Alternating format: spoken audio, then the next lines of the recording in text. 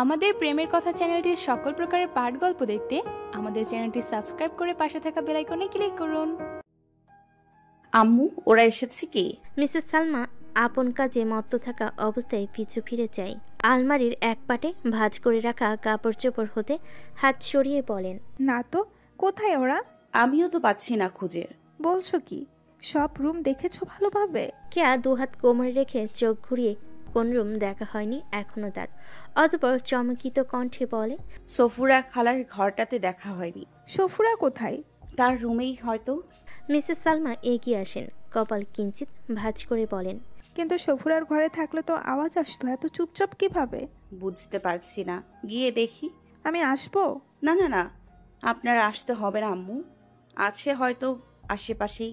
আচ্ছা, তাড়াতাড়ি যেয়ে দেখো উপরতলায় গেল কিনা কে জানে। কেয়া তড়ি করে করে মিসেস সালমার কক্ষ হতে বের হয়ে সফুরা খালার ঘরে যায়, কিন্তু সেখানে গিয়েও সে নিরাশ।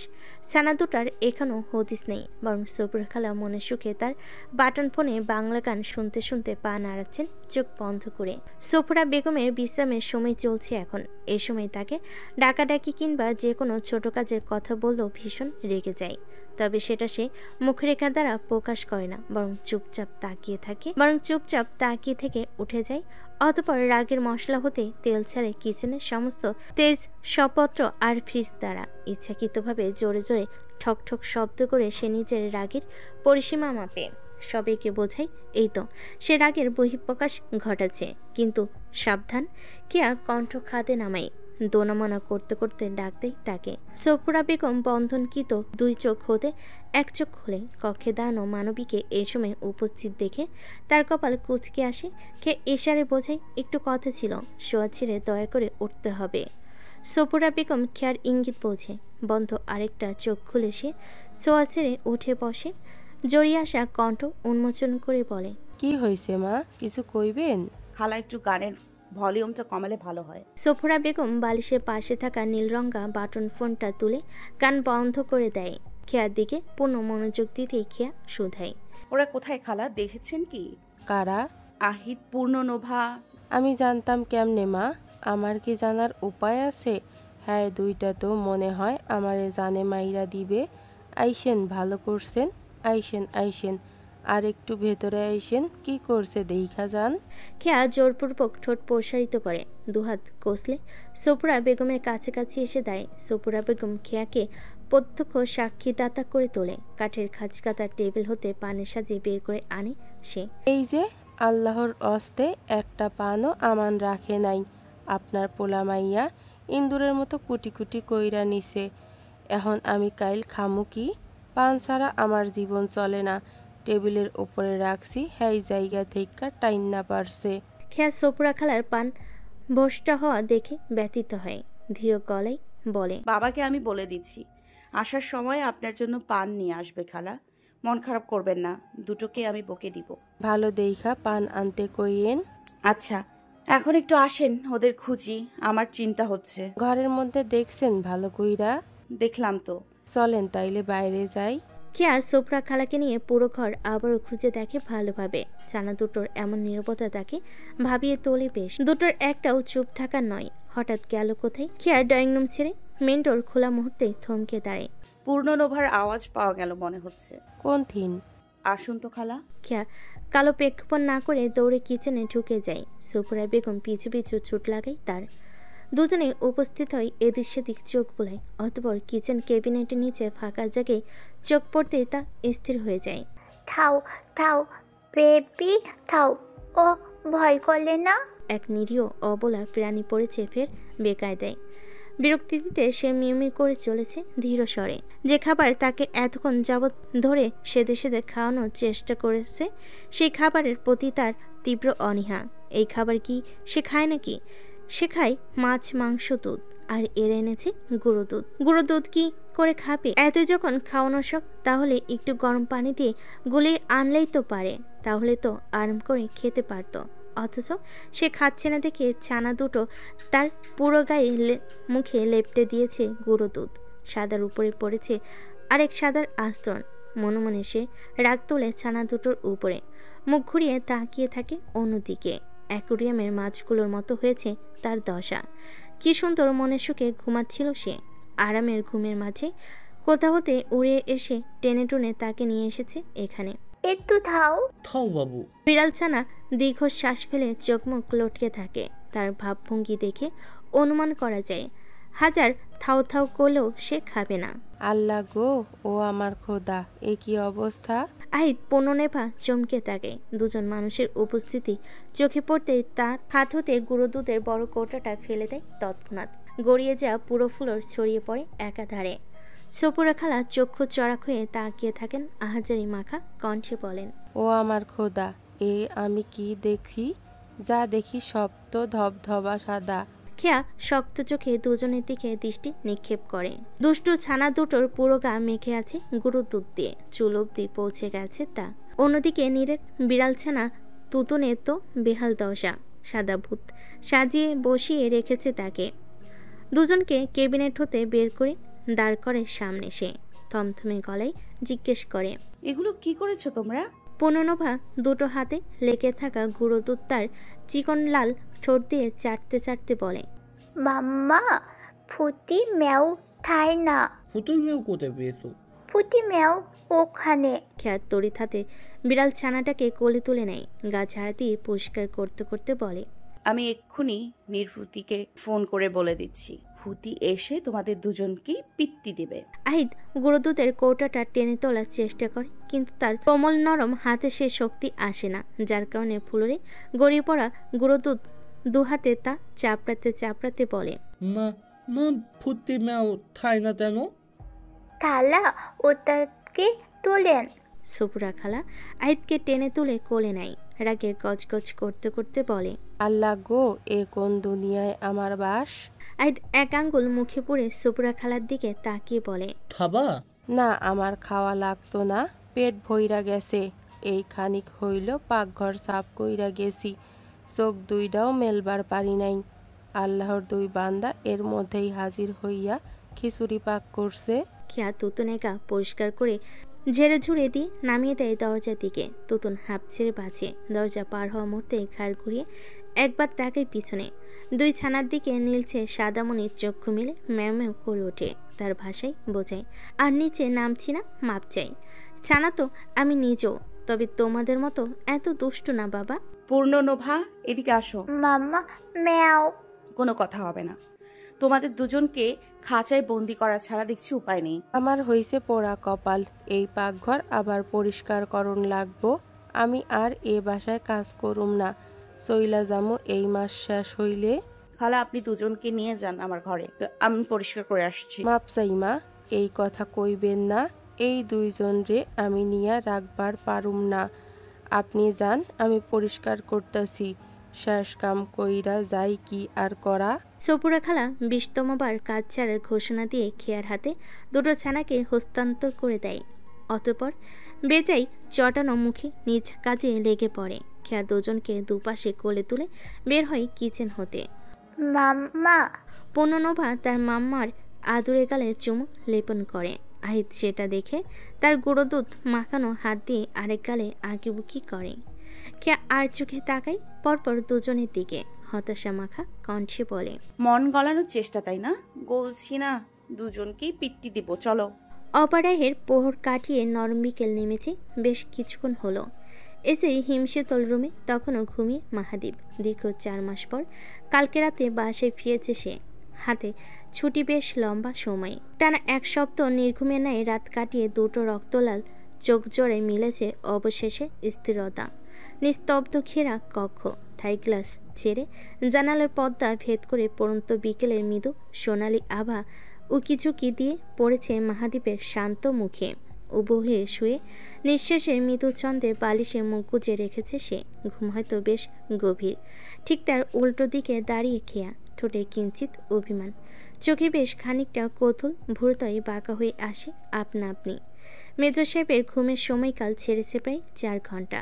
এতক্ষণ সে দিনের বেলায় কখনোই ঘুমায় না, সে যতই পেশা থাকুক না কেন। অথচ আজ মানচিত্রের পুরো নকশা বদল হয়ে যাচ্ছে কেন? কৌতূহল দমাতে না পেরে পা টিপে টিপে এগোয় সে।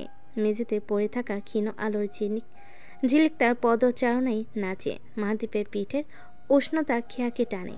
একদম কাছে গিয়ে দাঁড়াই, নতমুখে দেখে তার সুপুরুষে ডুবে থাকা চোখের পাতা, ঠোঁটের হালকা বাঁক আর শান্ত শীতল মুখরেখা। হঠাৎই দমকা হাওয়া বয়, খেয়ে হারাই খেয়া। মাহদীপের হাতের মুঠোয় ধরা পড়ে তার কোমর। এক ঝটকায় তাকে টেনে নিয়ে নিজের বুকের নিচে শুইয়ে দেয় মাহদীপ। সুঠাম বুকের পৃষ্ঠে চাপা পড়ে সে। ললনা ছটফটে চোখে তাকায় তার মেজর সাহেবের দিকে, কিন্তু মেজর সাহেবের সেদিকটায় বিশেষ ভ্রুক্ষেপ নেই। স্তিমিত্তর নেত্রে রেখেই সে মুখ ডুবায় তার অর্ধাঙ্গিনী গিবা প্রান্তরে। ছাড়ুন। না। আমি কিন্তু চিৎকার করব। করো। সত্যি করব কিন্তু। সত্যি করো। খেয়া সত্যি সত্যি চিৎকার করার জন্য উদ্যত হয়। লম্বা দম টেনে ঠোঁট জোড়া খোলা মাত্রই দুরন্ত শিকারি ন্যায় শিকার ধরে বসে মাহাদীপ। খেয়ার অবাক চিৎকার আটকে যায় তার ঘুম ঘোরে চেপে ধরা ঠোঁটের ভাঁজে। ললনা এক মুহূর্তের অবকাশ পায় না। তার মুহূর্তেই ওষ্ঠের উত্তাপে বিলীয়মান কুয়াশা নেয় ঢাকা পড়ে সে। বহুদিন পর শুষ্ক পুরো ওষ্ঠ শুষে নেয় মোলায়েম সেই ওষ্ঠের মধুরতা। আলো আধারে লুকোচুরিতে দুজনের শ্বাস মিশে যায় একে অপরের সঙ্গে। ভিতরে পুষে রাখা অভিমানে দগ্ধ হয়ে খেয়া ছাড়তে চায় নিজেকে, কিন্তু পরম আদরে আবদারে মাহদীপ দিগন্তেজে তাকে বশীভূত করে নেয় নিজের মাঝে। সময় কেটে যায় মাধুর্যতায়। মাহদীপের অর্ধখোলা চোখ স্থির হয় খেয়ার পানে। গম্ভীর কণ্ঠে রেস্টেনে জিজ্ঞেস করে, পালিয়ে বেড়াচ্ছ কেন? পালাবো কেন? কাল রাত হতে ধরা দিচ্ছ না, কি হয়েছে? কিছু না, কি হবে? সরুন আমার উপর থেকে। ভর্তা হয়ে গেলাম। রাগ করেছো? রাগ কেন করব? তুমি জানো সেটা? কেন সব সময় আমিই জানবো? আপনি কি কিছুই বোঝেন না নাকি বুঝেও বুঝতে চান না? টু বি অনেস্ট, মাঝে মাঝে বুঝি, আবার মাঝে মাঝে বুঝি না। কেন, কি কারণে রাগ করো এটা বের করতে করতে আমার ঘাম ছুটে যায়। অ্যাকচুয়াল দোষটা কোথায়, কি ভুল করেছি এটা হয়তো আমার মেমোরি লোড নেয় না সহজে। দ্যাটস ওয়াই তোমার থেকে শুনতে হয়। আচ্ছা, এটা কি মেয়েদের জেনেটিক কোড টাইপের কিছু? কেন? আমার কন্যা রানীও কোনো কারণ ছাড়াই আমার উপর রাগ দেখায়। আই মিন তার মাম্মার মতো। খেয়া শোল চোখে তাকে মাহাদীপের দিকে, দাঁতে দাঁত চেপে রাগান্বিত কণ্ঠে বলে, আমি কারণ ছাড়াই রাগ করি, তাই না? মাহাদীপের উত্তর দেওয়া সময়ের ব্যাপার। এর মাঝে খেয়া তার উপরে আক্রমণ চালায়। সমস্ত শক্তি ব্যয় করে দাঁত বসিয়ে দেয় মেজর সাহেবের থুতনির নিচে। মুহূর্তেই লাল হয়ে যায় জায়গাটা। মাহাদীপ নিশ্চুপ হয়ে শুয়ে যায় তার পিয়ঙ্গনার অত্যাচার। দীর্ঘ নিঃশ্বাস ফেলে কণ্ঠ নরম করে বলে, হোম কমান্ডার জন্য কিছু বললাম না। আফটার অল সোলজার আমি, পানিশমেন্ট আমার কনস্ট্যান্ট কম্প্যানিয়ন। এনিওয়ে, এবার দয়া করুন ম্যাডাম, কি হয়েছে বলবেন প্লিজ? বাচ্চাদের বয়স কত চলছে? 1.5 বছর অর এ লিটল মোর। একবার পার হয়ে গিয়েছে, তাই তো? হয়েছে, হ্যাঁ হয়েছে। হ্যাঁ কিছু সেকেন্ড থামে সে। এক মুহূর্তে বিদ্যুৎ খেলে যায় তার মস্তিষ্কে। ও শিট, তুমি এই কারণে রাগ করেছো?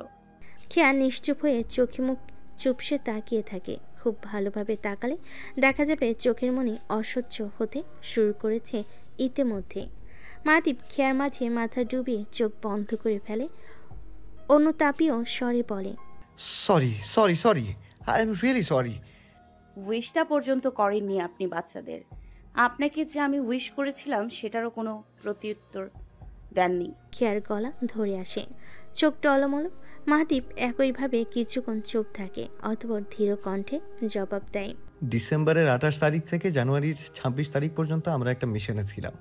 তোমার সঙ্গে যে 6-7 দিন পরপর কথা বলতাম 5 মিনিটের জন্য, সেটা ম্যানেজ করাটাও খুব কঠিন ছিল। 10-11 ফুট উঁচু পাহাড়ে উঠে নেটওয়ার্ক খুঁজতাম। কয়েকশো শিশুকে জিম্মি উদ্ধার করাটা নিয়ে প্রচুর চাপে ছিলাম। জানুয়ারির 1 তারিখে আমরা যেখানে অবস্থান নিয়েছিলাম সেখানে নেটওয়ার্কবিহীন মাধ্যমগুলো পর্যন্ত সাপোর্ট করছিল না। তোমার সঙ্গে আমার কথা হয় নেক্সট 7 তারিখে 1.5-2 মিনিটের মতো। শুধুমাত্র কেমন আছো, বাচ্চারা কেমন আছে, আম্মু বাবা কেমন আছে তা শুনতে শুনতেই অর্ডার এসে যায়। ফোন কাটতে হয়। ওদের জীবন আর আমাদের বাচ্চার জন্মদিন। প্রথমটা একবার গেলে আর আসবে না, বাট পরেরটা বারে বারে আসবে। কিয়া চক্ষু শিথিল করে। সে জানতো মেজর সাহেব বিনা কারণে এমনটা করেনি। হয়তো কাজের নির্ধারণ চাপে বাধ্য হয়েছে এমনটা করতে, কিন্তু অভিমান তার পিছু চায় না। বাচ্চাদের প্রথম বাবার সঙ্গে জন্মদিনটাকে স্পেশাল করতে সে করেছিল বেশ কিছু প্ল্যান, কিন্তু সেসব কিছুই করতে পারেনি। তার দীর্ঘকাল হতে আজ অব্দি পুষে রাখা অভিমানগুলো ভারী হয়ে পাল্লা ভার করেছিল বেশ, কিন্তু এই মুহূর্তে সেসব দূরীভূত হয়ে গিয়েছে। বাস্তবতা আর একজন যোদ্ধার জীবন হয়তো এমনটাই। আর এই এক জায়গায় এসেই খেয়া হার মানে বারে বারে। প্রমিস নেক্সট বার্থডেতে আমরা একসাথে সময় কাটাবো ইনশাল্লাহ। আপনার ছুটি শেষ হয়ে যাবে না? এটা সেপ্টেম্বর। ওকে, ছুটি শেষ হলেও পুরো ডিসেম্বর থেকে জানুয়ারিটা তোমার সিলেটে থাকবে। খেয়া মাহাদীপকে নিজ হতে সরিয়ে দিয়ে উল্টো তার বুকের উপর নিজেকে বিছিয়ে নেয়। মাহাদীপের বুকের উপরিভাগে মাথা রেখে চোখ বন্ধ করে থাকে চুপিসারে। কিয়ৎক্ষণ পর নিজ হতেই বলে, আমার একটা ইচ্ছে আছে জানেন মেজর সাহেব। কি সেটা? আপনার ওপর আমি একদিন পুরোটা সময় রাগ করে থাকবো। পুরোটা সময় আপনি হাজার মন গলানোর চেষ্টা করলেও আমি গলবো না সহজেই। বিয়ের ৩-৪ বছর হয়ে গেল, এখন অবধি এই কাজটা আমি কিছুতেই করে উঠতে পারছি না। এটা এবার আমি করেই ছাড়বো। ঠিক আছে, চেষ্টা করে দেখবো। দুজনে আদুরে গল্প কাটে সময়। এর মাঝে এক লগ্নে মাহাদীপ খেয়ার দিকে সম্মোহনী দৃষ্টিতে তাকায়। খেয়া বুঝতে পারে তার মেজর সাহেবের চোখের ভাষা। চোখ পাকিয়ে বলে, মোটেও নয়, বাচ্চারা আসবে এখন। প্লিজ কমান্ডার ম্যাডাম, বাচ্চারা দাদুদের কাছে আছে। নো, ভুল সময় এটা। নো। ইয়েস। মাহাদীপ খেয়ার উপেক্ষাকে দূরে সরিয়ে এগিয়ে যায় তার পানে। ঠিক এরই মাঝে দরজার বাইর হতে দুটো আন্ডা বাচ্চার সম্বোধন ধ্বনি শ্রবণে এসে পৌঁছায়। মাহাদীপ নিজেকে থামিয়ে নেয় তৎক্ষণাৎ। ঠোঁট কামড়ে খেয়ার হতে সরে আসে ব্যস্ত হয়ে। বালিশের ভাঁজে মুখ লুকিয়ে নিজেকে নিবারণ করে নেয়। হাতের কাছে থাকা এসি রিমোটটা দিয়ে ঘরের টেম্পারেচারের মাত্রা কমিয়ে নিয়ে আসে। অতঃপর কণ্ঠ উঁচিয়ে বলে, জি বাবা, আসেন প্লিজ। খেয়া হাসতে হাসতে বেড ছেড়ে উঠে দাঁড়ায়। ঠোঁটের উপর ঠোঁট চাপিয়ে বলে, আপনার ব্যাটালিয়ন গন প্যারেড করতে করতে হাজির। 20 সেপ্টেম্বর, আর্মি স্টেডিয়াম। বিকেল 4টা, গোধূলি বিকেল। গরমের দাপদাহতা ভাটি বেলায় একটু কমে হালকা ঠান্ডার আমেজ দেখা দিয়েছে। সূর্যমামা গাটি বস্কা নিয়ে সপ্তপনে বাড়ি যাওয়ার প্রস্তুতি সারছে। তবে রোদের ঝলক এখনো দীপ্তমান। সোনালি মিঠে মাখা রোদ্দুর গাছের বাধা জুড়ে এখনো লুকোচুরি খেলছে এক মনে। মাহাদীপ, মিসেস মাহাদীপ এবং তাদের ব্যাটালিয়ন বাহিনী আজকে হাজির আর্মি স্টেডিয়ামের সময় কাটাতে। দুটো ছানা নীলচে আকাশ, খোলা মাঠ আর সবুজ ঘাস পেয়ে অবাধ খুশিতে নেচে বেড়ানো শুরু করেছে। আজ সঙ্গে আনা ফুটবলটা হাতে নিয়ে এলোমেলো পা ফেলে দৌড়ায় এ মাথা হতে ও মাথা। পুনর্নবাও আহিদের পিছু পিছু দুহাত মেলে লাল ফ্রকটা সামলে দৌড়ানো শুরু করে। চুলে বাঁধা ছুটিটা তার এপাশ ওপাশ করে হাওয়ায় দুলে বেড়ায়। মাহাদীপ তীক্ষ্ণ চোখে নজর রাখে দুজনের উপর। পুনর্নবার বেখালি দৌড়ানো দেখে সাবধানী কণ্ঠে বলে ওঠে, আস্তে মা, পড়ে যাবা। অন্যান্য দিনের তুলনায় আজকে স্টেডিয়ামে মানুষজনের সংখ্যা বেশ কম। তাদের মতোই বেশ কিছু সামরিক কর্মকর্তারা অবসর সময় কাটানোর জন্য এসেছে পরিবার নিয়ে। কেউ কেউ কংক্রিটের তৈরি গ্যালারিতে বসে আলাপচারিতা কিংবা স্বল্প গুজবে ব্যস্ত।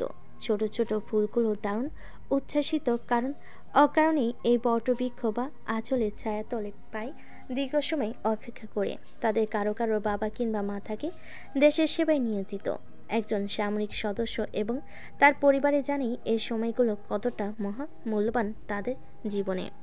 মাহাদীপ খেয়া মিলে আহিদ পুনর্নবার সঙ্গে যোগ দেয় খেলায়। 4 জন মিলে শুরু করে ফুটবল নিয়ে খেলা। আহিদ এক্ষেত্রে একটু আকটু পারদর্শী হলেও পুনর্নবা বল ছুঁতে পারে না। সে বলের জায়গায় রেখে পা ঘুরিয়ে অন্য পাশে জায়গা হতে।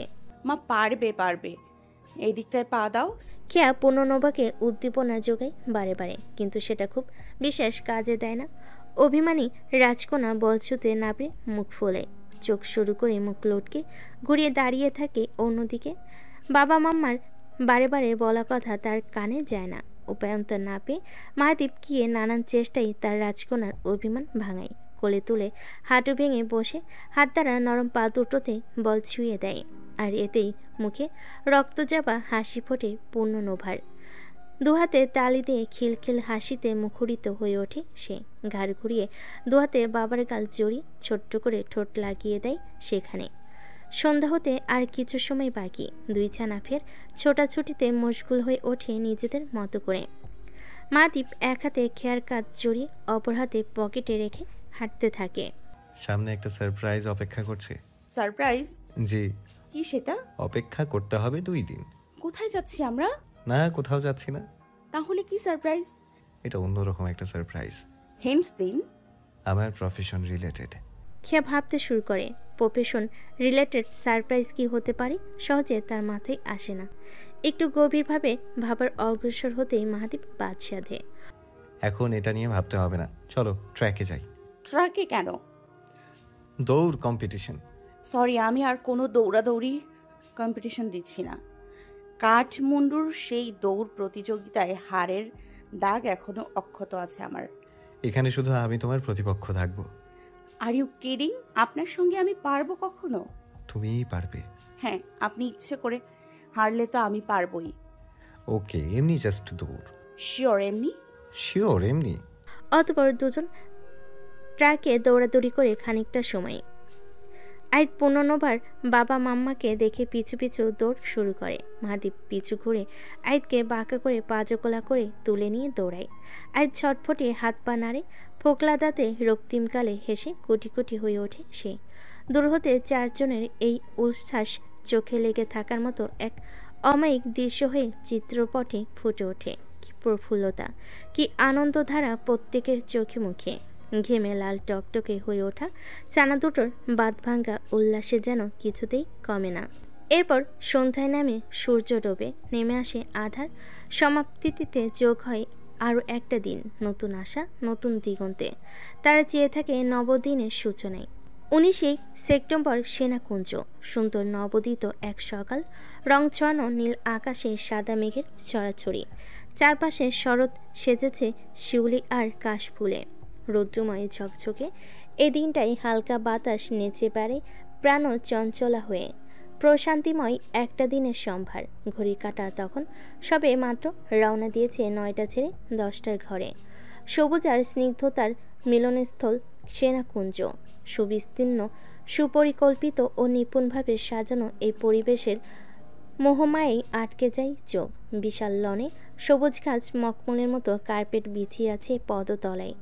আর সেই পদতলায় পা পড়ে এক অপরূপা নারী কায়ায়। হালকা পেস্টেল শেডের সিল্কের শাড়িতে যে নিজেকে মুড়িয়েছে সরলতা আর আভিজাত্যকে সঙ্গী করে। চোখ দুটো তার কাজলে ছোঁয়া, ঠোঁট জুড়ে কোরাল শেডের লিপস্টিক। লম্বা চুলগুলো আটকা পড়েছে ক্যাজুয়াল বানে। গলায় ছোট্ট ডায়মন্ডের পেন্ডেন্ট, কানে ম্যাচিং স্টাড আর হাতে পাতলা একটা ব্রেসলেট। ব্যাস, মিসেস মাহাদীপের সিম্পল লুকটা এতেই হয়ে উঠেছে নজর কাড়া। তার অবস্থানরত এই জায়গাটা খুব বেশ পরিচিত না হলো স্বল্প পরিচিত। এসেছিল কয়েক বছর আগে কোনো এক আলোকসজ্জিত সন্ধ্যায়। কেয়ার ভাষায় ড্রাইভার চাচি হয়ে প্রথম পা রেখেছিল এই সেনাকুঞ্জের অভ্যন্তরে। আর সেই মুহূর্তে দ্বিতীয়বারের মতো তার চোখের কোটায় এসেছিল মেজর সাহেব। ম্যাটিকুলাস সেই পার্সন, ধারালো গম্ভীর, যার অভিব্যক্তি, যার হাতে সত্য থাপ্পড় খেয়ে সে হয়ে পড়েছিল ভঙ্গুর। খ্যাটোট প্রসারিত হয়, বাঁকা বাঁকা ঢেউ খেলানো দাঁত পরিস্ফুটিত হয়ে মিষ্টি হাসি রেশ টানে। মারির দাঁতটা তার নড়বড়ে হয়েছিল অনেক মাস ধরে। ছোট থেকেই ক্যাভিটির সমস্যায় ভুগতে ভুগতে বড় হয়েছে সে। আর ওই দাঁতটাই ছিল তার ক্যাভিটির শেষ বংশধর। আর সেটাই কোনো একদিন মেজর সাহেব এক থাপ্পড়ে নির্মূল করে দিয়েছে। কেয়া কাজল চোখ বন্ধ করে ফেলে, ঠোঁট নাড়িয়ে বিড়বিড় করে বলে ওঠে, ইস কি লজ্জা! দাঁতটা না হয় পড়ে গিয়েছিল ক্যাভিটি অথবা থাপ্পড়ের কারণে, সেটা মেনে নিলাম, কিন্তু এটা মেজর সাহেবের কানে না গেলে কি হতো না? এই শৈলীর বাচ্চা যদি সেদিন না বলতো তাহলে উনি কখনোই জানতে পারতেন না, আমি কখনোই বলতাম না। কিন্তু আমার মান সম্মান দফা রফা হবে না, সেটা তো হতেই পারে না। এর জন্য তো শৈলী একাই যথেষ্ট। মা মা খেয়ার শাড়ির আঁচলে টান লাগে। বিস্তর ভাবনের সমাপ্তি ঘটে যায় সেখানে। বেরিয়ে আসে সেই স্মৃতিপট হতে, যে স্মৃতিপটে সে মনে মনে মেজর সাহেবের উপর প্রতিশোধ নিতে প্রস্তুত হয়েছিল। সেদিন তার প্ল্যানে ব্যাঘাত ঘটিয়েছিল বুলেট দাদুপুর ফোন। আর আজকে সেই ভাবনে ব্যাঘাত ঘটায় তার এক ছানা। পিছন ঘুরে তাকাতেই আহিত আদুরে স্বরে বলে, মা মা জি মাম্মা। হারুন ওর ওখানে। কেয়া আহিদের ইশারা বরাবর চোখ রাখে। অদূরে সবুজ স্তম্ভের উপরে ধাতব পদার্থের তৈরি বাঘের ভাস্কর্য, যেটা দেখে তার ছানার হয়েছে চক্ষু চড়াক। ভয় পেয়েছো মাম্মা তুমি? আহিদ ক্ষণকাল চুপ থেকে সেদিকে চেয়ে থাকে। কেয়া অনুধাবন করে সত্যি ভয় পেয়েছে। এতদিন স্ক্রিনে কিংবা বইয়ের পাতায় দেখে এসেছে হালুম, আর ছানাটার চোখে বাস্তবে ধরা দিয়েছে তার জন্য অভিব্যক্তিতে এসেছে পরিবর্তন। ভয় পায় না মাম্মা, এটা ও ওখানে ওখানে। খেয়ার চোখে অবিশ্বাস্যতা নামে। তার আঙ্গুল ধরে আহিদ ক্রমাগত ইশারা করে হালুমের কাছে যেতে চায় সে। এখন তাকে সেখানে নিয়ে যেতে হবে যে কোনো উপায়ে। অথচ খিয়া এতক্ষণে ভেবে এসেছিল পুত্র তার বাঘ দেখে ভয় পেয়ে গুটিসুটি পাকিয়েছে, কান্না করে দিবে যে কোনো মুহূর্তে। বিশাল আকৃতির ভাস্কর্য বলে কথা। ভয়ে পাওয়াটা বেশ স্বাভাবিক, কিন্তু তার সমস্ত ধারণায় জল ঢালে জুনিয়র মাহাদীপ। সরাসরি বাঘের একদম সম্মুখে গিয়ে দাঁড়াতে হয়ে ওঠে ব্যতি ব্যস্ত। পুত্রের সাহস দেখে সে অবাক হলো। পর মুহূর্তেই মনে পড়ে পুত্র তার বরাবরই কার্বন কপি তৈরি হচ্ছে ধীরে ধীরে। আচ্ছা চলো চাচুর কাছে যাই, চাচু নিয়ে যাবে তোমাকে। লনের পাশ দিয়ে চলে যাওয়া প্রশস্ত ওয়াকওয়েতে হেঁটে যায় মা ছেলে। মসৃণ এই প্রেভার ব্লকের পথগুলো একদম স্বচ্ছ, মানব প্রতিচ্ছবি, যেখানে ফুটে ওঠে দারুণভাবে সাদা টি শার্ট সঙ্গে জলপাই রঙের কার্গো শর্টস পরিহিত সানাটা গুটি গুটি পায়ে হেঁটে যায় মাম্মার কনিষ্ঠ আঙ্গুল ধরে। চুলগুলো তার বাবার মতো আর্মি শেপে একইভাবে কাটানো। চেহারা ভাবভঙ্গিতে মাহাদীপের একচ্ছত্ব সে। নিরাপত্তার চাদরে ঢাকা সেনাকুঞ্জ, চারপাশে দায়িত্বরত আর্মিদের কঠোর নজরদারির সঙ্গে পর্যবেক্ষণ চলছে কঠোরভাবে। নির্দিষ্ট স্থানে স্থানে খাকি ইউনিফর্মে অবস্থান তাদের। যে কোনো ধরনের অজারকতা কিংবা বিশৃঙ্খলা ঠেকাতে তৎপর। যদিও সেনানিবাসে ঢোকার প্রান্তে চেক আপ করেই প্রবেশের অনুমতি দেওয়া হচ্ছে সবাইকে, তবুও সুশৃঙ্খলতা নিশ্চিত করতে ছাড় নেই তাদের প্রবেশনে। বিশাল গোলক সবুজ মাঠ, চারপাশে তার ফুলের রাজ্য। উৎসবের আমেজ ছড়িয়ে পড়েছে বেশ প্রগাঢ়ভাবে। চোখে মুখে সবার আনন্দের ঝিলিক বইছে। জায়গায় জায়গায় বিরাজ করছে সস্ত্রীক সামরিক কর্মকর্তাগণ এবং তাদের ছেলে মেয়ে ছানাপোনা। অধিকাংশই ফটো সেশনে ব্যস্ত সময় পার করছে। মূল অনুষ্ঠান শুরুর পর্ব চলছে নিজেদের মতো করে আনন্দ উপভোগ্যতা। আজকের এই বিশেষ দিনে উপস্থিত হয়েছে খিয়া মাহাদীপের দুই পরিবারের ঘনিষ্ঠ সদস্যরা। সবাই ঠিকঠাকভাবে আসলেও আসতে চাননি গুলনার বানু। তাকে এক প্রকার জোরপূর্বক অনুরোধে রাজি করিয়েছে সবাই। এখানে আসার ব্যাপারে তার ছিল ঘোরতর আপত্তি। সর্বশেষে মিসেস সালমার অনুনয়ে মন গলায় সে বাধ্য হয়ে ছেলে বৌমার সঙ্গে উপস্থিত হন এই অদেখা অচেনা এক জায়গায়। তবে কিয়া ধ্রুব, অনিল, মেহেরিন আসলেও আসতে পারেনি আরশাদ, নিলয়।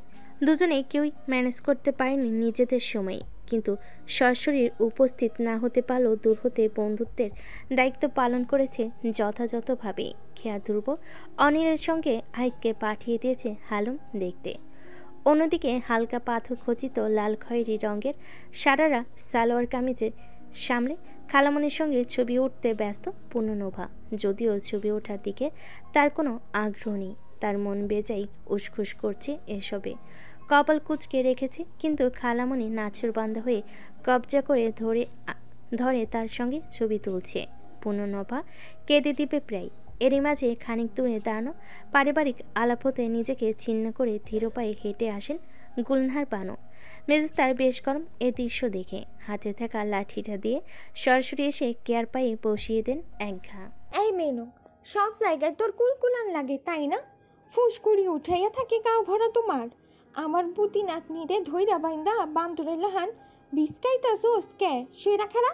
কেয়া দাদিপুর বকা উপেক্ষা করে আশেপাশে তাকায় সবার প্রথমে। উৎকণ্ঠিত চোখ জোড়া দিয়ে চারপাশটা অবলোকন করে নেয় দ্রুত গতিতে। অতঃপর স্বস্তি নিঃশ্বাস ছেড়ে সরে দাঁড়ায়।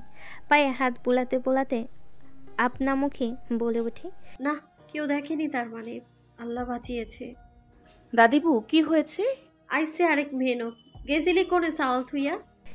কেয়ার পায়ে হাত বোলানোর দিকে এক নজর তাকিয়ে তার মুখরেখার দিকে তাকায়। মুখ তার কালো রঙের কারুকাজে সজ্জিত।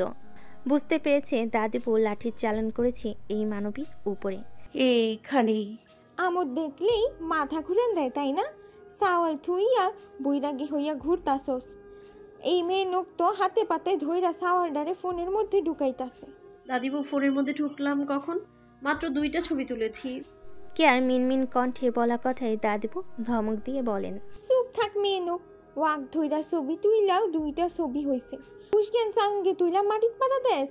কেয়া মুখ খোলার জন্য তৎপর হতেই খেয়া চোখ রাঙ্গানি দিয়ে মাথা নাড়িয়ে না করে। অগত্যা কেয়া মুখে তালা মেরে অন্যদিকে ফিরে তাকায়। কি আর কমু, জহিরের 3টা মাইয়াই হইছে অকর্মের ঠাসা। রূপ আছে কিন্তু গুণের গুণ কিচ্ছু নেই। এই মেয়ে নোক পুতে নাতি কোনে? ধ্রুব ভাইয়ার কাছে দাদিবু। ও বাবা, পতি পত্নী দুজন দুইটারে ভাগ কইরা নিছে, অথচ নিজে গো পোনাপনির খবর নেই। সব কিছুতেই এই মেয়ে নোক পাশে পড়ে। গুলনার বানু খিটমিট করতে করতে যেখানতে এসেছিলেন সেখান দিকটায় অগ্রসর হন পুনর্নভাকে সঙ্গে নিয়ে। পুনর্নভাও তার বড় মনের লাঠি ছুঁয়ে দেখতে দেখতে হাঁটতে থাকে সমান তালে। গভীর দৃষ্টি তার এই আজব বস্তুটার দিকে। খেয়া লম্বা শ্বাস ফেলে কেয়ার দিকে তাকায়, থমথমে স্বরে বলে, জাহির সাহেবের মেজ মেয়ের মাথায় গোবর স্তূপ ঠাসা। আমার আর জয়াপুর মাথায় ওসব নেই। সরি, যে মেয়ে আপেল গাছে আম ধরায় তার মুখে অন্তত এটা মানায় না। চুপ থাকো। দাদিবুর সামনে তোমাকে নকশা করতে কে বলছে? জানো না, বুঝো না? তোমার জন্য শুধু শুধু বকা খেলাম আমি। তোমার যে মেয়ে যে এত আহ্লাদি সেটা আমি বুঝবো কি করে? তোমার মতোই হয়েছে। সারা জীবন লাঠির বাড়ি খেয়ে খেয়ে আসছি। পূর্ণ নোভাকে লাঠির ছোঁয়া তো দূরে থাক, একটুখানি চোখ পাকিয়ে তাকালেই তো কেঁদে ভাসিয়ে দেয়। রাজকন্যার সঙ্গে প্রজার তুলনা হয়? তো মার তো খেয়েছিস নিজের দোষে। চোখ খুলে দেখবি না আশেপাশে কেউ আছে কিনা? এরকম একটা ইভেন্টে এসেও মার খেলি, ছি ছি। খেয়ার বাচ্চা, দূর হ। আর একটু আগে আসলে তুইও মার খেতি আমার মতো। খিয়া ঠোঁটের কোণে বাঁকা হাসি ফুটিয়ে এগিয়ে আসে, ঠোঁট চেপে হাসি কেয়ার কানের কাছে ফিস ফিস করে বলে, কেউ দেখেছে কি? মনে তো হচ্ছে দেখেনি, কারণ এখানে তো মোস্ট অফ দেম রোবট, নিজস্ব কাজে ব্যস্ত। শুক্রিয়া করার জন্য রোবট জন্য বেঁচে গিয়েছিস। তা না হলে কি হতো বলতো? লজ্জায় কাটাকুটি। মজা নিচ্ছিস? সত্যি কথা বলতে আবার খুব হাসি পাচ্ছে। মিস করে গিয়েছি মারার দৃশ্যটা। এমন মার তোমারও একদিন খাওয়ার সৌভাগ্য হোক তাহলে। আমি বড় হয়ে গিয়েছি, দাদিবু আর আমাকে মারবে না। তুই কি আমার চেয়েও বড়? খিয়া কেয়ার কোনোই পেঁচিয়ে ধরে নিজের হাতের সাথে সামনে পা বাড়াতে বাড়াতে বলে, আমি এখন 2 বাচ্চার মা, সেই হিসেবে বড় হয়ে গিয়েছি। দাদিবু আর লাঠি চার্জ করবে না আমার ওপর। লাভ নেই মেনু। জয়াপু ইউকে যাওয়ার 2 দিন আগে লাঠিচার্জের শিকার হয়েছে দাদিবুর থেকে। জয়াপু? কেন? কেন আবার? অ্যাজ ইউজুয়াল সে এক গাদা শপিং করেছিল, লাগেজে আর ছিল না। এটা কি হলো? কিয়া খেয়ার দাঁড়ানো মূর্তিকে ছাড়িয়ে একে অপরের আঠার মতো লেগে হাঁটতে শুরু করে। দুজনের এক নিমিষেই ঝগড়া থেমে গিয়েছে। বিস্তর ভাব দূরে প্রান্তরে যেতে যেতে খেয়া নিরাশ মাখা কণ্ঠে বলে, দাদিবু আছে যতদিন জহিরের কন্যারা মার খাবে ততদিন।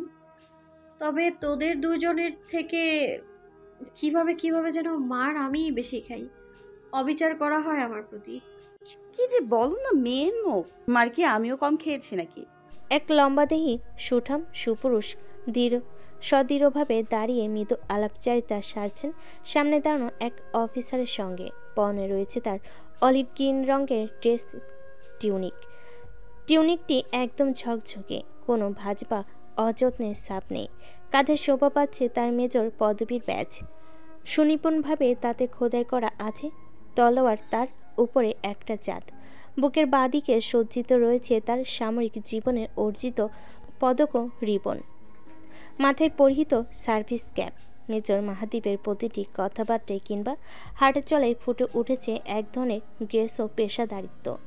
চোখ দুটো তার উজ্জ্বল সজাগ, যেখান হতে প্রতিফলিত হচ্ছে তীক্ষ্ণ বুদ্ধিমত্তা ও সমীর সচেতনতা। মুখমণ্ডলে বিরাজ করছে স্থিরতা। হঠাৎই সেই ধারালো চোখের দৃষ্টি তার সামনে দাঁড়ানো অফিসারকে ভেদ করে চলে যায় পিছনে। অতঃপর ক্যাজুয়ালি আলাপচারিতার সমাপ্তি ঘটিয়ে হ্যান্ডশেক করে নেয় সে। দৃঢ়পায়ে হেঁটে এগিয়ে যায় সামনে হতে আগত ব্যক্তিবর্গের কাছে। ধ্রুব অনিল আহিদের দুপা ধরে স্ট্রেচার বহন করার মতো নিয়ে আসে মাহাদীপের সামনে। অতঃপর ঘাসের উপর বসিয়ে দিয়ে কোমরে হাত রেখে বলে, এইটা কি হয়েছে তোর মামা? সমস্যা কি? শালা আরেকটু হইলে কিস খাইতাম। বাবা দুষ্টামি। ওরে কান ধরে দাঁড় করে রাখ 5 মিনিট। কি করেছে সেটা বলো। করেছে? তোর স্যারের নাতনির বাম গালে ডিরেক্ট কামড় বসে দিয়ে এসেছে। মাহাদীপের বাগানো দ্রুতই সোজা হয়ে যায় এক মুহূর্তে। পুত্রের কারবারে চোখে মুখে বিরাজ করে অবকতা, কণ্ঠ নিমজ্জিত করে বলে, হোয়াট? অবাক হওয়ার কিছু নেই। তোরই ছেলে, ছেলের মায়ের যেমন এক থাপ্পড় মেরে এতদূর নিয়ে এসেছে, তোর স্বনামধন্য ছেলেও সেই পথে হাঁটছে, শুধু টেকনিকটা আলাদা। আমি ড্যাম শিওর একদিন এই মেয়ের প্রেমেই তোর ছেলে পড়বে। বড় হওয়ার পর দুজনে মিরাকেলভাবে দেখা হবে, কথা হবে, প্রেম হবে, বিয়ে হবে। অতঃপর জানবে সে কামড় কাণ্ডে একজন ছিল আক্রমণকারী আর একজন ছিল ভুক্তভোগী। এভাবে তোর ছেলের ছেলে বংশ পরম্পরায় ধারা অক্ষুণ্ণ রেখে চলবে। মাহাদীপ আহিতকে কোলে তুলে নেয়, গলার স্বর ভারী করে গম্ভীর কণ্ঠে বলে, স্টপ ইট অর্নিল, ভবিষ্যৎ বাণী রেখে কি হয়েছে সেটা ক্লিয়ারলি বল। অনিল 2 হাত দ্বারা অর্ধমুখ ঢেকে মাহাদীপের দিকে তাকিয়ে বলে, বাংলা বর্ণমালা সব মিলিয়ে স্বরবর্ণ ব্যঞ্জনবর্ণ 51টা। তোর ছেলে মেয়ের বাকি 50টা রেখে শুধু থ নিয়ে পড়ে থাকে কেন বুঝি না। বাঘ দেখেও থালুম থালুম করে। মাঝখানে একটুখানি ফোড়ন কাটে ধ্রুব, হাসতে হাসতে বলে, বাবাকে যে থাবা বলে না এটাই এনাফ। থালুম মিন্স হালুম? সেইটা তুমি বাপ তার জন্য জানো, কর্নেল স্যারের নাতনি তো জানে না। সে বলে হালুম, তোর ছেলে বলে থালুম, এই নিয়ে লাগে দ্বন্দ্ব। তোরা কি করছিলি? আমি যাইতে নিছিলাম, এই বেটা আমারে কয় ওয়েট কর, বক্সিংয়ের লাইভ ম্যাচ দেখি, কে পারে। মাহাদীপ প্রখর দৃষ্টিতে তাকায় ধ্রুবের দিকে। ধ্রুব সে দৃষ্টি লক্ষ্য করে বুঝতার ভঙ্গিতে বলে, আরে বেটা কুল, গালে কামড়ি তো দিছে, চুমা তো দেয় নাই। চুমা দিলে বিষয়টা অন্যরকম হইতো। ভালো হ ধ্রুব, বাপ হইতে আর কয়দিন। মাহাদীপ দীর্ঘশ্বাস ফেলে পা বাড়াতে বাড়াতে গম্ভীর কণ্ঠে বলে, ওর ছেলে হলে শুধু আয়না ভাঙবে। মূল অনুষ্ঠান শুরু হতে আর মাত্র কিছুক্ষণ বাকি। শেষ প্রহরে ফ্যামিলি পিকচার কোলাজ করতে সবাই প্রস্তুত হয়। মাহাদীপ, কেয়া, ধ্রুব, কেয়া, অনিল, মেহেরিন সবাই পাশাপাশি দাঁড়ায়। তাদের সামনে সিটি এরিয়ার বাম পাশে মোহাম্মদ আলী খান, মিসেস সালমা, মাঝখানে গুলনার বানু এবং ডান পাশে জহির সাহেব, মিসেস শিরিন বসেন। সানা দুটো গুলনার বানুর কোলের মাঝে দাঁড়িয়ে থেকে প্রস্থান করে নেয় নিজেদের মতো করে। অতঃপর ক্যামেরার ফ্ল্যাশে বন্দী হয় সবে একত্রে। স্মৃতির পাতায় যুক্ত হয় আরও একটি সুন্দর মুহূর্ত, যে মুহূর্তটা খেয়ার কাছে সবচেয়ে দামি। যদিও পুরোপুরি সবাই উপস্থিত হতে পারেনি আজকের এই বিশেষ দিনে। তার বড় বোনের পরিবার মিসিং, হেপ্টার গ্রুপ মিসিং, নীর মিসিং। কিন্তু কি করা, নিজস্ব জগতে সময় সবসময় সবাইকে তাদের সুবিধা মতো ধরা দেয় না। একত্রীকরণ ছবি ওঠা শেষে শুরু হয় নিজ নিজ ধারেই ছবি ওঠার পালা। ক্যামেরাম্যানকে নিয়ে সবাই ব্যস্ত হয়ে ওঠে ছবি তুলতে। এই সময়টাকে ফ্রেমবন্দি করতে আর এর মূল আকর্ষণে থাকে আহিত, পূর্ণনোভা। কেয়া মাহাদীপের হাত ধরে সরে আসে কিছুটা দূরে, কণ্ঠ খাদে নামিয়ে মেজর সাহেবের দিকে তাকিয়ে বলে, আজকে 5-10টার নিচে ছবি না উঠে ছাড়ছি না আপনাকে। প্রস্তুত হন। স্টাফরাও এত পানিশমেন্ট দেয়নি যতটা পানিশমেন্ট আমার কমান্ডার মিসেস দেয় আমাকে। আমি পানিশমেন্ট দেই আপনাকে? দেন না? মোটেই না। মাহাদীপ মৃদু হেসে কেয়ার কাঁধ জড়িয়ে নিজের সঙ্গে মিলিত করে শান্ত কণ্ঠে তাকিয়ে বলে, লিসেন ম্যাডাম, সৌন্দর্য সব সময় নিজের চোখেই দেখতে হয়। এটার আলাদা একটা কুল অ্যান্ড সেরেনিটি থাকে। যান্ত্রিক মাধ্যমে সৌন্দর্যে এক ধরনের কৃত্রিমতা আসে যেটা মনকে স্পর্শ করে না। আপনাকে আমি আমার চোখে বাস্তবে ধারণ করি। আমি বারে বারে আপনাকে দেখে মুগ্ধ হই, ভাবি একটা মেয়ে এত সুন্দর কিভাবে হতে পারে। কেয়া মুখ লুকায় মাহাদীপের বুকে, লজ্জায় আড়ষ্টতায় জট পাকিয়ে থাকে তার মাঝে। মাহাদীপ কেয়ার মাথায় হালকা ঠোঁট ছুঁয়ে ফের বলে, You are the one who is the reason for my real smile.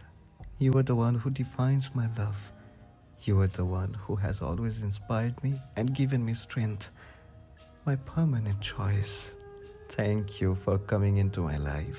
Your Major Sahib loves you so much. বিস্তৃত সবুজ প্রান্তর, সেনাকুঞ্জের গাম্ভীর্যপূর্ণ স্থাপত্যের সঙ্গে এক দারুণ বৈপরীত্য তৈরি হয়ে আছে সব কিছু। খেয়ার বসবাস এই গম্ভীরতার সঙ্গে, যেটা অন্য সবার কাছে দুর্ভেদ্য, ঠিক সেটাই তার মনকে করে তোলে শীতল। এই যে মেজর সাহেব, লোকচোখে যে ব্যক্তিটা ভীষণ কঠিন, ভীষণ দুর্গম, অথচ তার কাছে সে প্রশান্তির এক মহা ঔষধ। খেয়া মৃদু স্বরে ঠোঁট নাড়িয়ে বলে, ইয়েস, আই নো দ্যাট। শীতাতপ নিয়ন্ত্রিত সুরম্য হলটি আজ সেজে উঠেছে এক ভিন্ন সাজে। সেনাবাহিনীর কঠোর শৃঙ্খলা আর নিদারুণ আভিজাত্যের মিশলে তৈরি হয়েছে নির্মল পরিবেশ। সামনে সুসজ্জিত মঞ্চের পেছনে শোভা পাচ্ছে বাংলাদেশের জাতীয় পতাকা এবং বাংলাদেশ সেনাবাহিনীর মনোগ্রাম। সকাল 11:30। সেনাকুঞ্জের হল ভর্তি নিস্তব্ধতা। উপস্থিত আমন্ত্রিত অতিথিরা, উচ্চপদস্থ সামরিক ও বেসামরিক কর্মকর্তাবিন্দু, কূটনৈতিক মিশনের সদস্যগণ এবং গণমাধ্যম কর্মীরা নিজ নিজ আসনে উপবিষ্ট।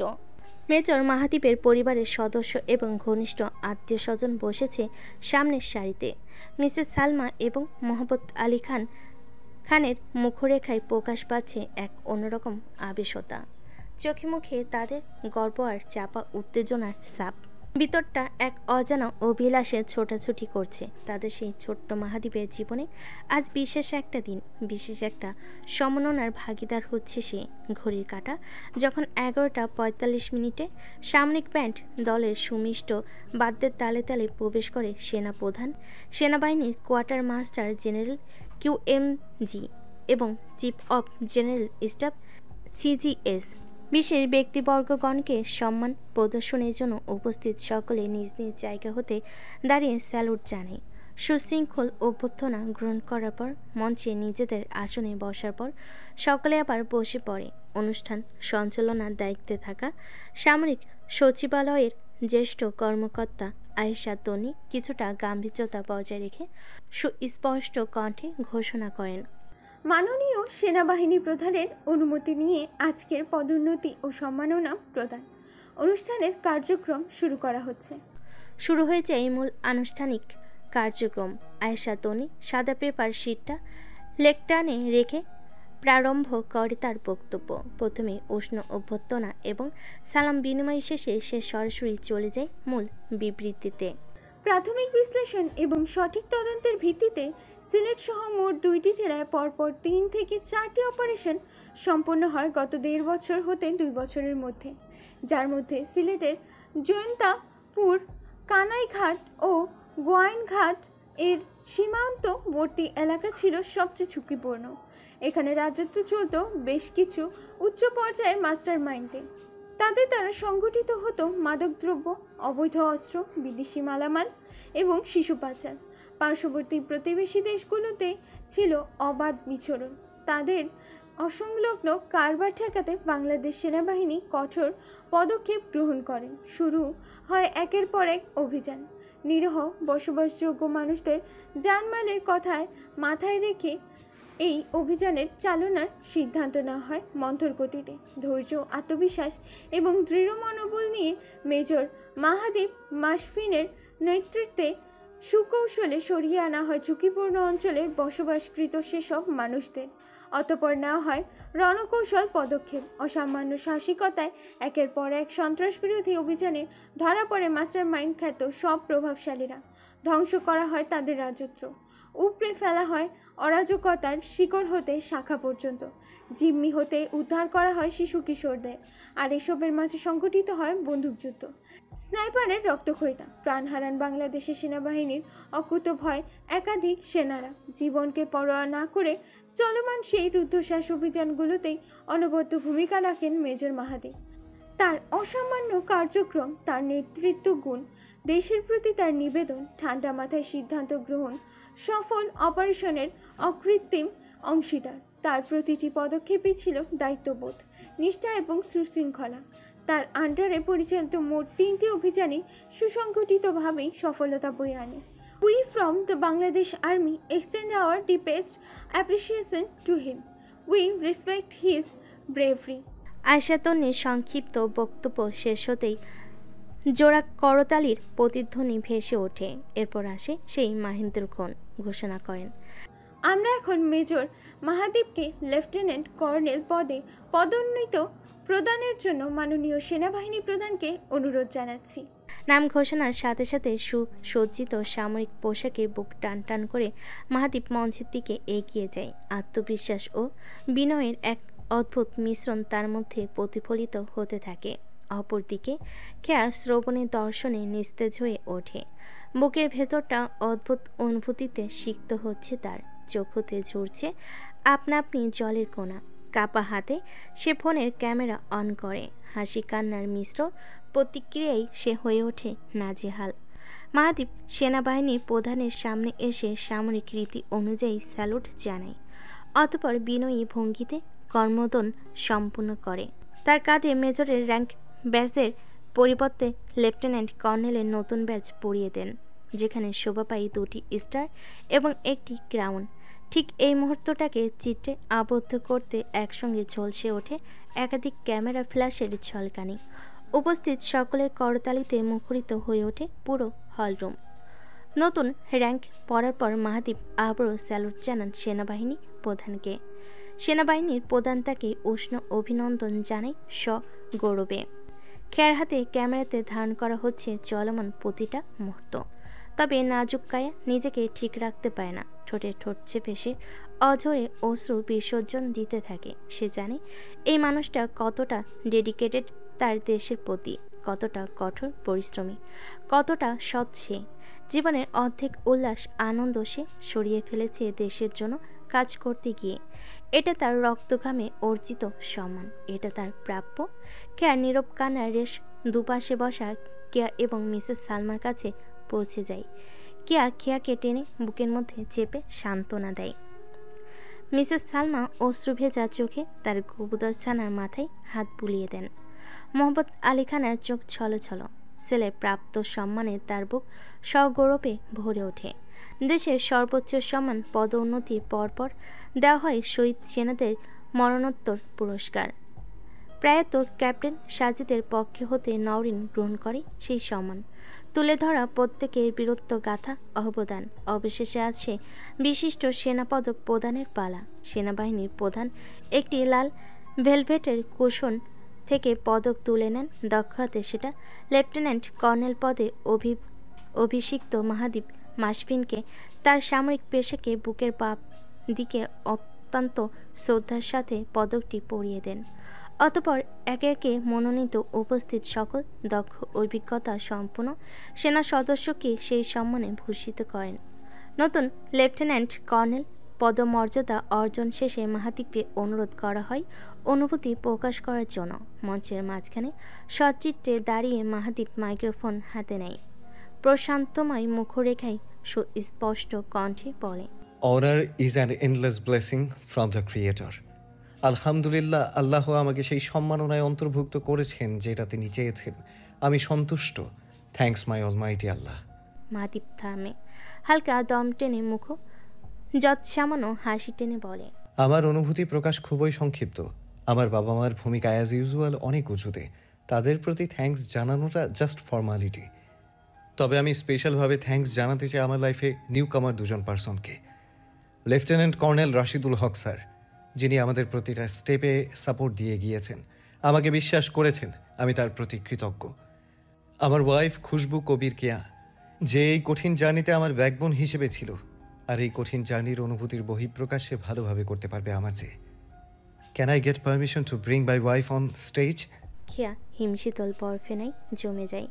মস্তিষ্ক তার কাজ করা বন্ধ করে দেয়। অবাক চক্ষুতে তাকিয়ে দেখে আশেপাশে সবাই তার দিকে প্রতীক্ষিত চাহনি মেলে তাকিয়ে আছে। সে এত বড় একটা ইভেন্টে কথা বলবে কি করে? সামান্য প্রেজেন্টেশনের ক্ষেত্রে 2 লাইনের বেশি বলতে পারে না, আর এখানে এত মানুষের ভিড়ে ঠোঁট গলা তার শুকিয়ে আসে টেনশনে। কেউ যা, আমার ভয় করছে কেয়া। কেয়া খেয়ার হাতের মুঠোয় হাত রাখে, আশ্বস্ত দৃষ্টিতে তাকিয়ে বলে, কোনো ভয় নেই, তুই পারবি, যা। আমি পারবো না। পারবি, 100 বার পারবি। আমার ছোট্ট খেয়েও তো ভয় পায় না। কেয়ার অনবরত আশ্বাসে খেয়া হার মানে। 1 মিনিটের মতো সময় ব্যয় করে উঠে যায় সে সিট হতে। তার বাড়ানোর পথে সঙ্গী হয় আহিত। মাম্মার পিছু পিছু হাঁটা ধরো সেও স্টেজের দিকে। পুনর্নভা নানুমণির কল হতে তাকিয়ে দেখলো চুপচাপ থাকে নিজ জায়গায়। এত লাইট ক্যামেরা দেখে সে কিছুটা চুপসে গিয়েছে নিজস্ব চাঞ্চলতা ছেড়ে। কেয়া স্টেজে উঠে আয়েশা তন্নির সঙ্গে সৌজন্যমূলক কৌশল বিনিময় করে। আয়েশা তন্নি তার জায়গায় খেয়াকে স্থানান্তর করে নির্দিষ্ট জায়গায় স্থলাভিষিক্ত হন। মঞ্চে অবস্থিত ডান পাশের লেকটানে খেয়া গিয়ে দাঁড়ায়। বুকের ভিতর হৃৎপিণ্ডটা তার ক্রমাগত লাফিয়ে ছুটছে। ঠোঁট শুকিয়ে চলছে, যেন সে বহু বছর পর পানি স্পর্শ পায় না। কাপা হাতে মাইক্রোফোনটা সে মুখের সামনে ধরে। চোখের সামনে অজস্র মানুষ। নিজেকে বারে বারে শান্ত করার বৃথা প্রয়াস চালিয়ে যায় সে। আসসালামু আলাইকুম, শুভ অপরাহ সবাইকে। কণ্ঠে কম্পন, ভীষণ ক্ষীণ। সুবিশাল হলরুমের পুরোটা অবধি পৌঁছায় না তার কথা। খেয়া দমে যায়। চোখে মুখে হাল ছেড়ে দেওয়ার প্রবল সম্ভাবনা। মাহাদীপ কয়েক হাত দূরে দাঁড়ানো। খেয়ার নাজুকতা দেখে সে অন্তরালে মৃদু হাসে। অতঃপর সুস্থির ভঙ্গিতে হেঁটে খেয়ার পিছনে এসে বুক টান করে দাঁড়ায়। হাত দুটো তার দু পকেটে বিশেষ কায়দায় ঢুকানো। চোখের দৃষ্টি সম্মুখে অনর চিত্রে নিবদ্ধ। আহিত ধীর পায়ে মাম্মার পিছু পিছু স্টেজে এসে পৌঁছায়। গোল গোল চোখে এদিক সেদিক তাকিয়ে দেখে চারপাশটা। মাথা উঁচু করে বাবার দাঁড়ানো ভঙ্গি দেখে সেও গুটি গুটি পায়ে মাম্মার পাশে এসে দাঁড়ায়। খানিক সময় ব্যয় করে দু পকেটে গুজে বের করে সেখানে হাত রাখে। যত সম্ভব টান টান হওয়ার চেষ্টা করে বাবার মতো করে। খেয়ার ভিতরে প্রবাহিত উত্তলতা এক নিমেষে শান্ত হয়ে যায়। তার চোখের কোণে ভেসে ওঠে কোন এক নির্ভরতার আবছায়া, যে আবছায়া বছরখানেক আগে কোন এক ক্লান্তি লগ্নে এসেছিল নিনাদের বিচার কার্যের সময়। কাঠগড়ায় দাঁড়িয়ে যখন নিজের খেয়ে হারিয়ে ফেলেছিল সে, ঠিক সেই লগ্নে মরুর বুকে এক পশলা বৃষ্টি নেমেছিল। ভিজেছিল তার মন। সেদিন মাহাদীপের আশ্বস্ত চোখের পাতে সে খুঁজে পেয়েছিল তার হারানো আত্মবিশ্বাস, সঞ্চার করে নিয়েছিল শক্তি। আজ এই মুহূর্তে ঠিক সেই সময়টারই যেন প্রতিফলন ঘটে। শুধুমাত্র বিশেষ পরিবর্তন, আস্থার পাশে সংখ্যাটা 2-এর ঘরে। খেয়ার ঠোঁটে ফোটে কিঞ্চিত হাসি। এর চেয়ে জীবনে আর নির্ভরতা কি হতে পারে? স্বামী পুত্র একসঙ্গে তার ছায়া হয়ে দাঁড়িয়েছে। নিজের ভিতরে অব্যক্ত কথাগুলো পুনরায় উন্মুক্ত করার শক্তি ফিরে পায় সে। লম্বা দম টেনে নিজেকে স্থিতিশীল করে পরম নিশ্চিন্তে সুস্পষ্ট কণ্ঠে শুরু করে। শুভ অপরাহ্ন সবাইকে। আজকের এই বিশেষ দিনে, বিশেষ এই মঞ্চে নিজেকে দাঁড় করানোটা একজন সেনা কর্মকর্তার সহধর্মিণী হিসেবে গর্ববোধ করছি। ধন্যবাদ সবাইকে আমাকে সেই সুযোগটা করে দেওয়ার জন্য। তবে প্রকাশিত এই আনন্দ, উচ্ছ্বাস কিংবা গর্ববোধ অনুভবটা খুব সহজে আমাদের জীবনে আসেনি। কষ্টের পরে সুখ আসে। এই চরম সত্যের পরীক্ষা দিতে আজ আমরা এখানে। ঘাত, প্রতিঘাত, সংঘাত, খুব অল্প সময়ের মাঝে এই 3টা শব্দের সঙ্গে পরিচিত হয়েছি। দেখেছি একজন মানুষকে দিনের পর দিন, রাতের পর রাত কঠোর পরিশ্রম করে যেতে, ঘুম শব্দটাকে অহেতুক শব্দে পরিণত করে নিরলসভাবে কাজ করে যেতে। দেখেছি একজন মানুষের কঠোর ত্যাগ আর ধৈর্য। আমি বারে বারে ব্যর্থ হয়েছি তার বিরুদ্ধে অভিযোগের খাতা খুলি কিভাবে? যেখানে সে নিজের জীবনটাকেই তুচ্ছ করেছে, সেখানে আমার অভিযোগ তুচ্ছ না হয়ে পারে? আমি খুব কাছে থেকে দুঃখ, কষ্ট, ভয়, দুশ্চিন্তাকে দেখেছি অনেক কঠিন দিন, কঠিন সময়কে। আজকের এই দিনটার পেছনে অনেক কষ্টের গল্প লুকিয়ে আছে। তার মধ্যে হারিয়েছি। তার মধ্যে অন্যতম হলো আমাদের প্রথম সন্তানকে আমরা হারিয়েছি। আমি মা হয়ে আমার প্রথম সন্তানের মুখ পর্যন্ত দেখতে পারিনি। সেই কষ্টটা আজও আমার ভিত নাড়িয়ে দেয়। আমার হাজবেন্ড প্রত্যেক ছুটি শেষে আমার থেকে শেষ বিদায় নিত। প্রত্যেক অপারেশনে যাওয়ার আগে ক্ষমা চেয়ে নিত বাবা মা আমার কাছ থেকে। আমি সেটা সহ্য করতাম খুব নিখুঁতভাবে। কিন্তু দিন শেষে আমি মানুষ। এক সময় ভঙ্গুর হয়ে যেতাম। বুকে পাথর বেঁধে মুখ চেপে কান্না করতাম। নিজের ভেতরের ব্যথা লুকাতাম সবার চোখের আড়ালে। একের পরে এক অতর্কিত ঘটনা আমাদের জীবনে এসেছে। মৃত্যুর হাত হতে ফিরে আসতে হয়েছে বারে বারে। বাইরে বের হলেই মনে হয়েছে চারিদিকে হয়তো সবাই শত্রু। এক অজানা আতঙ্কে দিন যাপন করে এসেছি। তবে একটা সময় পর ধীরে ধীরে বুঝতে শিখেছি মানুষের জীবন কালভেদে ভিন্ন হয়। সবার জীবনের রেখা সমান্তরাল নয়। আমার ক্ষেত্রে হয়তো বক্র রেখাটাই স্যুট করেছে। তখন থেকে শক্ত হয়েছি, ঘুরে দাঁড়িয়েছি, প্রতিঘাত এসেছে। আমাকে বলেছে সারভাইভ করা কঠিন, সরে যাও। আমিও মনকে বলেছি just look at me, I will make it happen. I think today is that day. কোনো চ্যালেঞ্জই আসলে কঠিন নয়, যদি মাইন্ডসেট স্ট্রং থাকে। নিজের প্রতি বিশ্বাসটা অনেক প্রয়োজন এক্ষেত্রে। ভেবেছি কোনো একদিন একা একা বসে আমি নিজেকে কংগ্রেচুলেট করব, হাসবো, বলবো it was too hurt but I made it. Anyway, এই গল্পটা শুধু আমার একা নয়, দেশের সেবার নিয়োজিত সকল পেশার কর্মজীবী মানুষদের সহধর্মী দিনের প্রেক্ষাপট হয়তো আলাদা হতে পারে, কিন্তু আত্মত্যাগগুলো একই সূত্রে গাঁথা। আমার হাজব্যান্ড সবসময় আমাকে কুইনের মতো ট্রিট করে। উনি আমাকে বলেন আমি যেহেতু কুইন তাই আমার মাথায় ক্রাউন থাকা উচিত। আমার মনে হয় আজকে তিনি আমাকে যে সম্মাননাতে অন্তর্ভুক্ত করেছেন এটা আজীবন অদৃশ্য ক্রাউন হিসেবে আমার মাথায় সজ্জিত থাকবে। ধন্যবাদ সবাইকে। কেয়ার বচনে মন্ত্রমুগ্ধ হয়ে যায় সবাই। উচ্ছ্বসিত করতালিতে তাকে অভিবাদন জানানো হয়। সবার মধ্য হতে প্রশংসা করাই নির্বিচারে। আর এতেই নিজেকে দেখে নিজে অবাক হয়ে যায় সে। এত সুন্দর ফ্লুয়েন্ট কথাবার্তা সে কিভাবে বলে গেল এতক্ষণ। শৈলী, তিশা, উৎস, নিনাদ, কল্প এরা নিশ্চয়ই লাইভ টেলিকাস্ট দেখে অজ্ঞান হয়ে গিয়েছে। আকেশ স্যার নিশ্চয়ই থ মেরে বসে আছেন টিভির সামনে। হয়তো ভাবছে সত্যি তার ছাত্রী খুশবু খিয়া এমপি বাবার সাথে স্লোগান দিতে দিতে ভাষণ শিখেছে। নয়তো প্রেজেন্টেশনে 2 পাওয়ার ছাত্রী কী করে খেয়া দীর্ঘশ্বাস ফেলে মঞ্চ হতে নামার জন্য পা বাড়ায় আহিদের আঙ্গুল ধরে। এই ছানাটা এত লম্বা সময় চুপচাপ বাবার মতো ভঙ্গিতে দাঁড়িয়েছিল একচিত্তে। মাহাদীপ জুনিয়র মাহাদীপ যেন মিলে গিয়েছিল একে অপরের সঙ্গে। অনুষ্ঠান সমাপ্তের পথে খেয়ার পিছন পিছন মঞ্চ হতে নেমে আসে মাহাদীপ। পুনর্নভা নানুমনির কোল হতে ছুটে যায় মাম্মা বাবার কাছে। পাশ হতে কোনো এক গণমাধ্যম কর্মী অনুরোধ করে একসঙ্গে 4 জনের একটা ছবি তোলার জন্য। খেয়া মাহাদীপের দিকে তাকায়। মাহাদীপ চোখের পাতায় আশ্বস্ত করতেই তার মুখে ফুটে হাসি। মাহাদীপের কোলে পূর্ণনভা, খেয়ার কোলে আহিদ। 4 জনের মিষ্টি এক মুহূর্ত তৈরি হতেই ক্যামেরার ফ্ল্যাশ জ্বলে ওঠে। হাস্যোজ্জ্বল এক টুকরো পরিবার নিজেদেরকে বন্দি করে নেয় দৃঢ় বন্ধনে। ছানাপোনার পর্ব শেষ হতেই মাহাদীপ খেয়া চলে যায় নিজেদের বাবা মায়ের কাছে ছানা হয়ে।